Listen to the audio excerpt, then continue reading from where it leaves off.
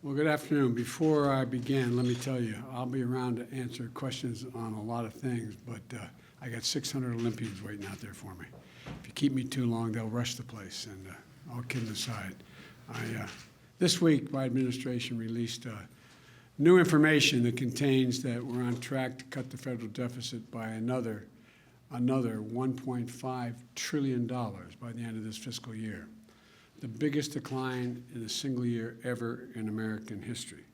And the biggest decline on top of us having a $350 billion drop in the deficit last year, my first year as president. We also learned that for the first time since 2016, the Treasury Department is planning to pay down the national debt issued to the public this quarter. And for all the talk the Republicans make about deficits, it didn't happen a single quarter under my predecessor. Not once. The bottom line is the deficit went up every year under my predecessor before the pandemic and during the pandemic. And it's gone down both years since I've been here, period. They're the facts. And why is it important? Because bringing down the deficit is one way to ease inflationary pressures in an economy where a consequence of a war and gas prices and oil and food and it's a different world right this moment because of Ukraine and Russia. We reduced federal borrowing and we helped combat inflation. This process is a great deal, is good news, but it didn't happen by itself.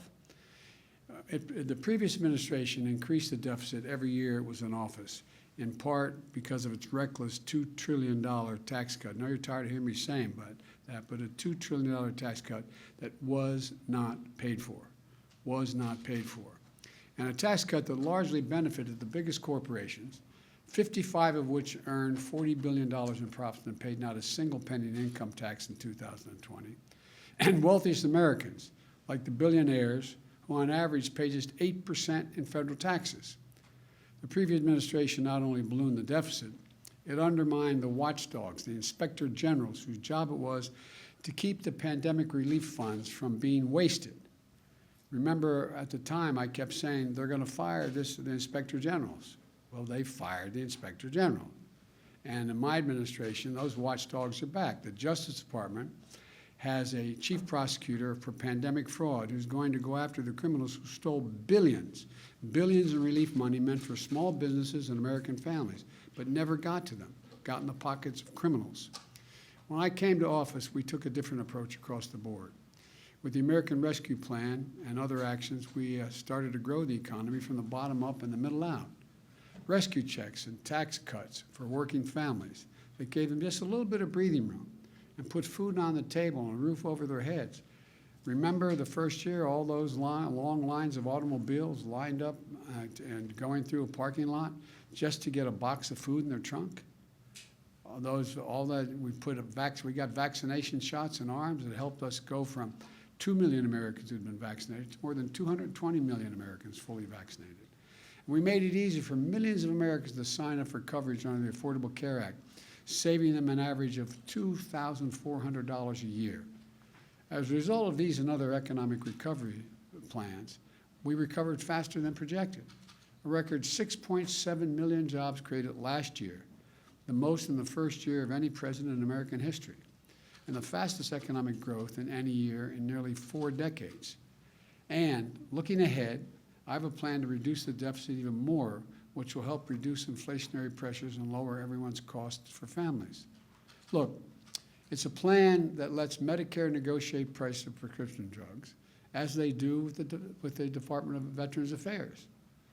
We can cap the price of insulin at $35 instead of the hundreds of dollars, even $1,000 a month for some families. And my plan provides tax credits to utility companies to generate clean energy. And those companies are required to pass those savings on to families. I met with about a dozen of those utility CEOs here in the White House, and they confirmed this plan will lower energy bills for families immediately.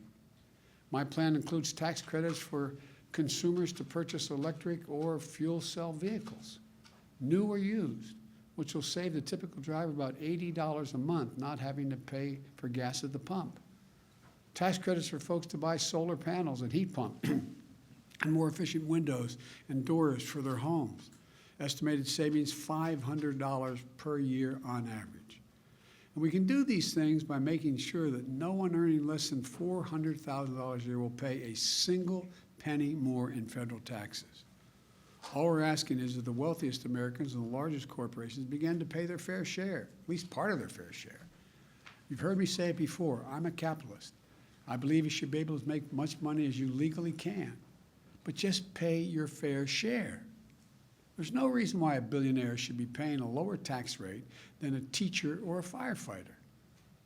That's in sharp contrast to what today's Republican Party is offering.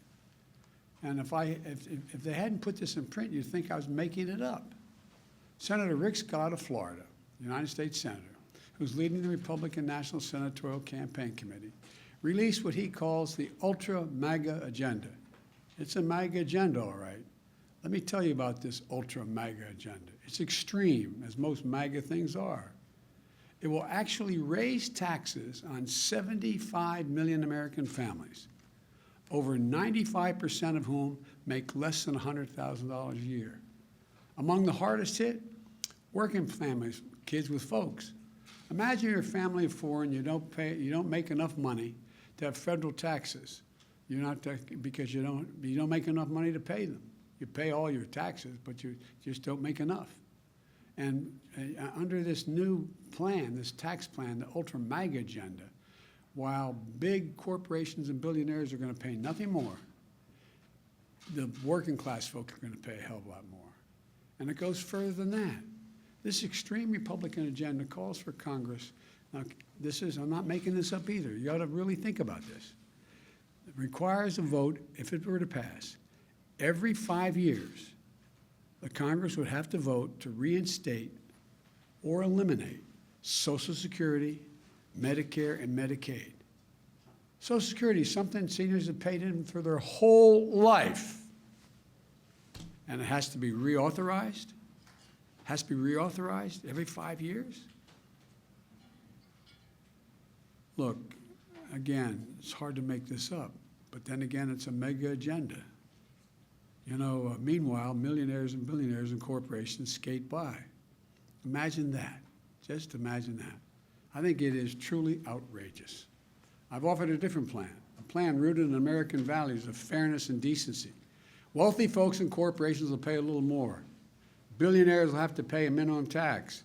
And again, most importantly, no one making less than $400,000 will pay a penny more in federal taxes. We're going to protect and strengthen Social Security and Medicare, not put it on the block every 5 years. Let me remind you again, I reduced the federal deficit. All the talk about the deficit from my Republican friends, I love it. I've reduced it $350 billion in my first year in office. And we're on track to reduce it by the end of September by another $1.5 trillion, the largest drop ever. I don't want to hear Republicans talk about deficits and their ultra MAGA agenda. I want to hear about fairness. I want to hear about decency. I want to hear about helping ordinary people. The bottom line is that for decades, the trickle-down economics has failed as income inequity grew to historic levels under the Republicans, the mega Republicans, the MAGA Republicans. I don't want to mispronounce it, the MAGA Republicans. This is time to grow the economy, but from the bottom up and the middle out. Because here's the deal. When the poor have a ladder up and the middle class grows, the wealthy always do very well. They do very well. That's what this is about. That's what this is about. Everybody doing better.